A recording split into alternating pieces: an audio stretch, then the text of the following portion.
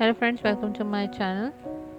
आज मैं बना रही हूँ ग्रैनी स्क्वायर बेबी हैट या बेबी कैप, न्यूबॉर्न बेबी।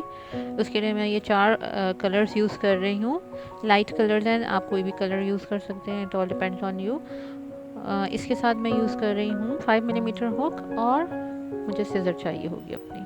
चलिए फिर स्टार्ट करते हैं। तो सबसे पहले हमें जब ग्रैनी स्क्वायर बनाना होता है, तो ग्रैनी स्क्वायर बनाने के लिए हम उसी तरह रिंग बनाते हैं, अपना मैजिक रिंग। मैजिक रिंग बहुत दफ़ा बनाया, मैं ये डबल थ्रेड यूज़ कर रही हूँ। आप सिंगल यूज़ करना चाहें या आप डबल नेट यार्न यूज़ करना चाहें, जैसा आपको फिजिबल हो। ये पहले 3 चेन बनाएंगे। काउंट करता है डबल क्रोशे, यार्न ओवर किया, सेम रिंग के अंदर 1 double crochet, chain 1, yarn over किया, फिर से 2 डबल क्रोशे, 1,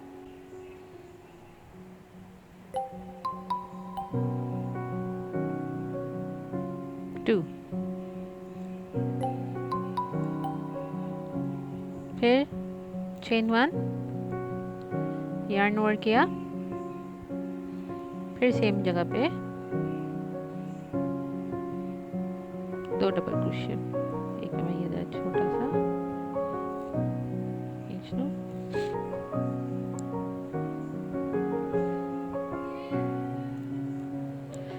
फिर चेन 1, यार्न ओवर किया, 2 डबल क्रोशे,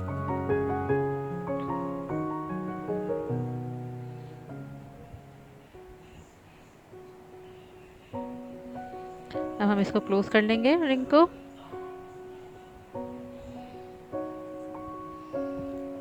और चेन 1 और अपना थर्ड चेन पे मैं यहाँ पे इंसर्ट करूँगी अपना हुक और इसको सर्कल को ब्लॉक कर दूँगी। ये मेरा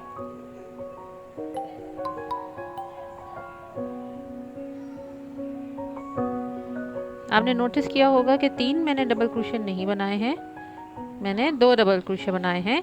उसकी वजह से ये आप देखें, ये थोड़ा सा सर्कल सा बनना शुरू हो जाएगा अभी से ही, क्योंकि ये मैंने कम बना रही हूँ। फिर चेन 3, 1 2 3 काउंट करता है डबल क्रोशे। ये जो मेरी स्पेस थी पीछे की तरफ, ये वाली, इसमें मैं 1 डबल क्रोशे बनाऊंगी।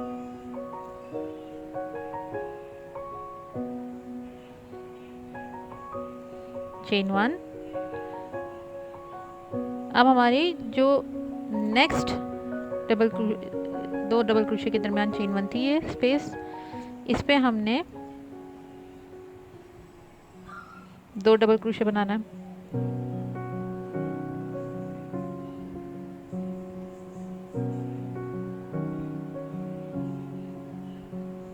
चेन 1 और सेम स्पेस पे एक और बार 2 डबल क्रोशे,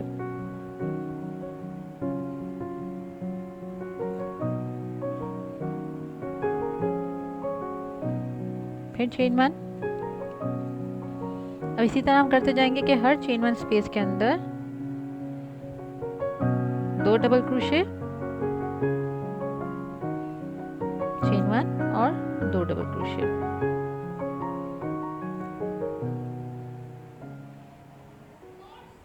हम लोग अब स्लिप स्टिच करेंगे अपनी थर्ड चेन पे, लेकिन स्लिप स्टिच करने से पहले मैं यहाँ पे अपना कलर चेंज कर लूँगी। कलर चेंज करूँगी मैं इस वक्त वाइट यूज़ करूँगी, वही स्लिप नॉट बना लें।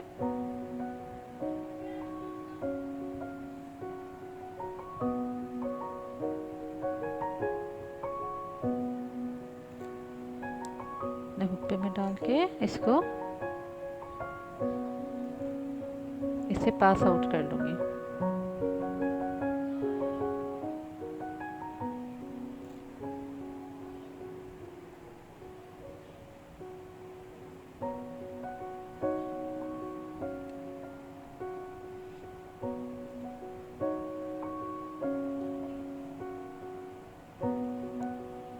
अब मैं वाइट से बनाऊंगी।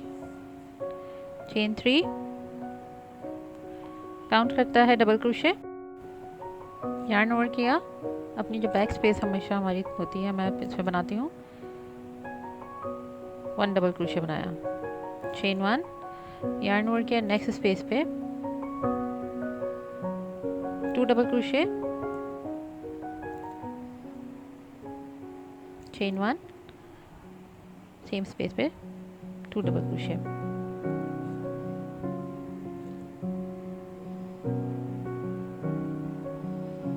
फिर चेन 1। अब हम हर स्पेस पे यही करते जाएंगे कि 2 double crochet, chain 1, 2 double crochet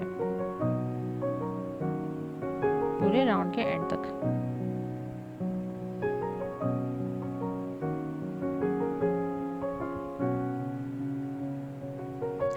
मैंने अपनी आखिरी स्पेस पे बना लिया है, चेन 1 करा और उसके बाद मैं जो मेरी जहाँ से मैंने अपने स्टार्टअप किया था वहाँ पे 2 डबल क्रोशे बनाया, चेन 1 और स्लिप स्टिच कर देंगे हम 3rd चेन में, स्लिप स्टिच कर दिया, मेरा ये रो एंड हो गया। ये हमारा लास्ट इंक्रीज था। अगर आप मैं क्योंकि बेबी 0 मंथ से 3 मंथ के बेबी के लिए बना रही हूँ, न्यू बॉर्न बेसिकली बेबी के लिए बना रही हूँ, तो उसके हिसाब से ये मेरा लास्ट इंक्रीज़ है, यानी कि मैं अब इसके बाद इंक्रीज़ नहीं करूँगी, मेरा इंक्रीज़ था। लेकिन अगर आपके किसी इससे बड़े साइज़ का बेबी के बना रहे हैं, 3 से 6 मंथ के लिए बना रहे हैं, तो आप एक रो और बढ़ाएंगे, यानी कि आप एक और बार इसी तरह हर स्पेस के अंदर जितनी स्पेसेस आपको नज़र आ रही हैं उसमें 2 double crochet, chain 1, 2 double crochet बनाएंगे। अब जो हम लोग रो बनाएंगे ये हमारा समझ लें जितना आपने इंक्रीज़ कर लिया उसके बाद का रो बनेगा।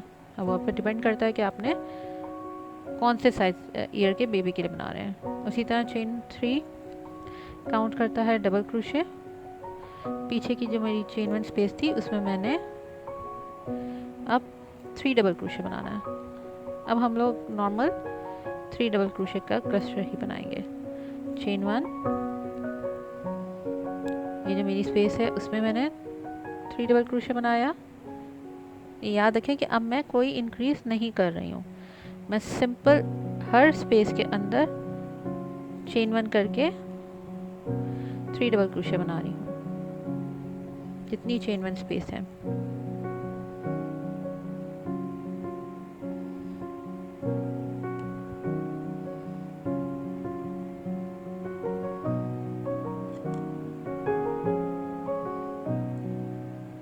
ये मैं एंड पर आ गई हूँ, चेन 1 मैंने बना ली है और अब मैं स्लिप स्टिच कर दूंगी अपनी 3rd चेन पे, और स्लिप स्टिच करते हुए मैं कलर चेंज करूंगी। मैं अब नेक्स्ट कलर के लिए स्लिप नॉट बना लिया हुआ है, ये देखें, और इसी से स्लिप स्टिच करूंगी।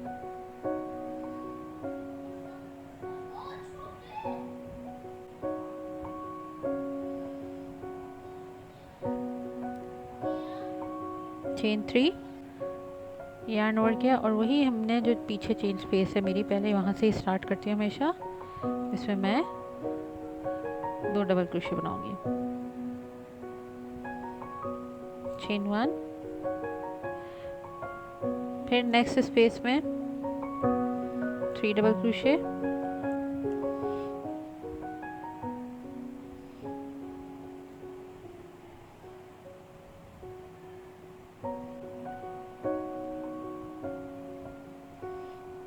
चेन 1, और यही हम करते जाएंगे। अब हमने हर स्पेस के अंदर 3 डबल क्रोशे बनाना है और चेन 1 स्पेस देना है। इसके अंदर कोई इंक्रीज अब नहीं होगा, इसी तरह सर्कल में बनता जाएगा। ये देखिए, इसी तरह ये सर्कल में बनता जाएगा और ख़ुद ही शेप ये अपना देता जाएगा क्योंकि सर्कल में बन रहा है।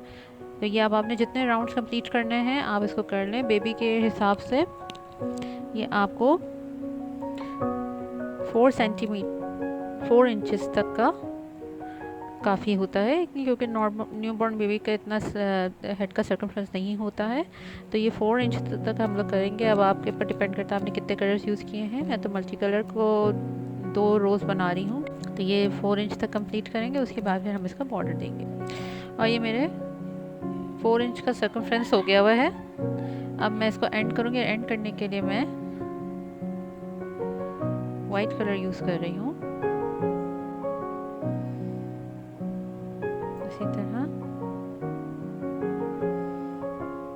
निकाल दिया और टाइट करने हमने हर चेन 1 किया और हर स्टिच पे एक एक सिंगल क्रोशे बनाएंगे, यानी कि हर डबल क्रोशे की स्टिच पे एक सिंगल क्रोशे बनाएंगे और हर चेन स्पेस में एक एक सिंगल क्रोशे बनाएंगे। इस तरह से बस हमने अब ये वाला राउंड इसी तरह कंप्लीट करना है। ये मेरी चेन 1 स्पेस आ गई, इसमें मैंने सिंगल क्रोशे बना लिया। फिर ये डबल क्रोशे की स्टिच आ गई, 3 डबल क्रोशे की स्टिचेस पे एक एक सिंगल क्रोशे और चेन 1 स्पेस है तो एक सिंगल क्रोशे। ये मैं एंड पर आ गई, मेरी लास्ट चेन स्पेस, इस पर मैंने सिंगल क्रोशे बनाया और स्लिप स्टिच कर दिया जो चेन 1 बनाई थी इस पे। ये मेरा अब कंप्लीट हो गया है। अब मैंने बॉर्डर बनाना है हमारा, जो एक बेसिकली कैप का होता है। ये याद रखिएगा, ये मैं न्यूबॉर्न बेबी के लिए बना रही हूँ तो इसका साइज़ इतना छोटा होगा और इसका बॉर्डर का साइज़ जो है वो 1.5 इंच होगा।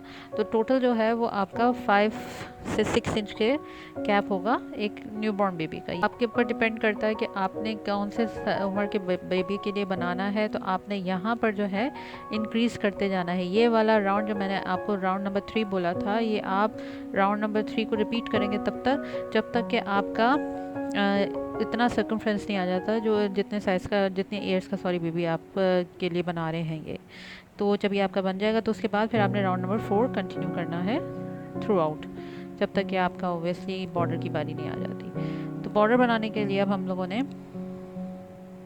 इनटू, ये कुछ भी काउंट नहीं करता है, हमने सेम स्पेस पे एक डबल क्रोशे बनाया और हर स्टिच पे एक एक डबल क्रोशे बनाते जाएंगे हम पूरे राउंड पे।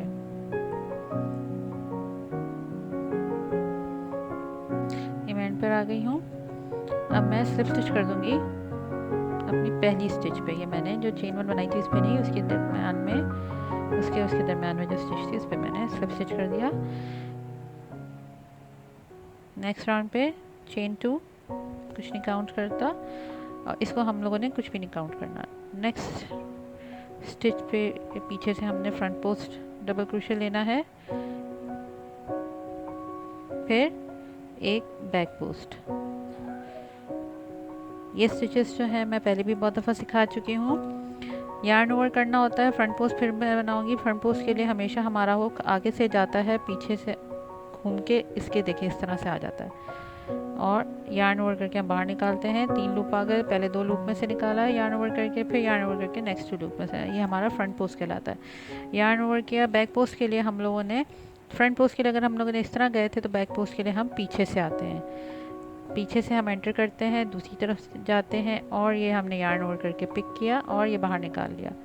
3 लूप आ गए हमारे पास, पहले यार्न ओवर करके 2 लूप में से निकाला, फिर यार्न ओवर करके नेक्स्ट 2 लूप में से निकाला। अब हम लोगों ने यही चीज़ रिपीट करनी है थ्रू आउट अपने सर्कल में। एक फ्रंट पोस्ट और एक बैक पोस्ट।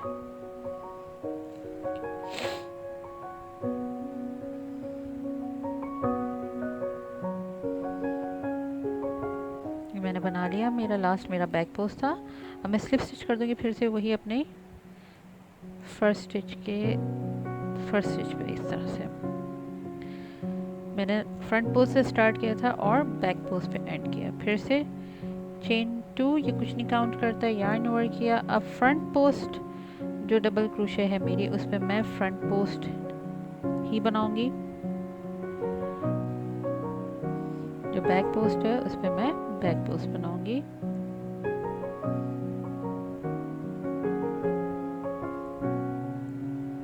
अब इसी तरह करते जाएंगे। हमने ये राउंड यही सेम चीज़ रिपीट करनी है 1 मोर टाइम, यानी कि एक और राउंड हम ये बनाएंगे इसी तरह का। ये कंप्लीट करने के बाद 1 मोर राउंड और फिर हमारी कैप कंप्लीट हो जाएगी। तो चलें ये कंप्लीट करके मिलते हैं। और ये मेरा कंप्लीट हो गया। अब मैं इसको इस तरह से चेन 1 करके लॉक कर दूंगी। कट कर दिया